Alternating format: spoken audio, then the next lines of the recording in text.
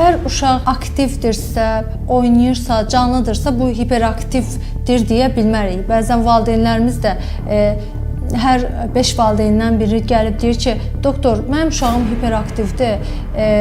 Əslində uşağımıza hiperaktiv demək üçün impulsiv davranışları olmalıdır, öyrənmə güclüyü olmalıdır, diqqət dağınıqlığı olmalıdır. Ən azından bunlar da əlavə olaraq olmalıdır ki, uşağımıza hiperaktiv deyə bilək.